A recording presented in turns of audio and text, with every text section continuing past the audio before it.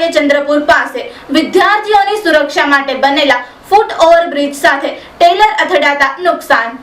અકસ્માતને લઈ બ્રિજના પિલરમાં તિરાડ પડતા લોકોની અવરજવર માટે જોખમ। હાઈવે તંત્ર ઘોર નિંદ્રામાં।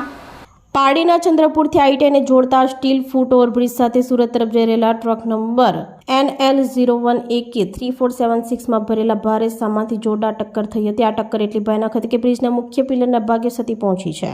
આ ઘટનાએ અનેક સવાલ ઊભા કર્યા છે। હાઈવે પર પસાર થતા આવા ઓવર ડાયમેન્શન કાર્ગો વાહનો માટે સ્પેશિયલ પરમિશન લેવી પડતી હોય છે, તો પછી આટલો કદાવર સામાન લઈને નીકળેલા ટ્રકને કોણે પરમિશન આપી? રસ્તામાં આવતા અનેક ટોલ નાકાઓ પર ડિજિટલ દેખરેખના સામે કરોડો ઉઘરાવતા તંત્રને આ વિશાળકાય વાહન કેમ ન દેખાયું? શું કોઈ મોટા ભ્રષ્ટાચારના ખેલમાં જનતાની સુરક્ષા દાવ પર લગાવવામાં આવી છે? રાત્રિના બ્રિજ બંધ કરવામાં આવ્યો હતો, જેના કારણે કોઈ મોટી હોનારત થઈ નથી। ત્યારે પારડી હાઈવે પરિયા રોડ પાસે મોટા વાહનો જોવા માટે હાઈવેની ગ્રીલ તોડીને રસ્તો બનતા હાઈવે અધિકારીઓ ઘોર નિંદ્રામાં દેખાઈ રહ્યા છે।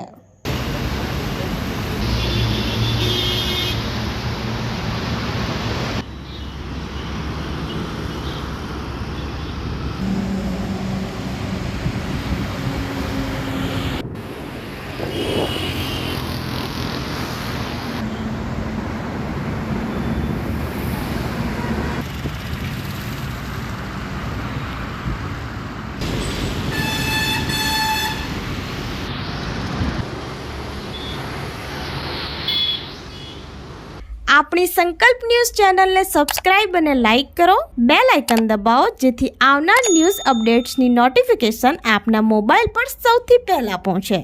Like, subscribe and share the video.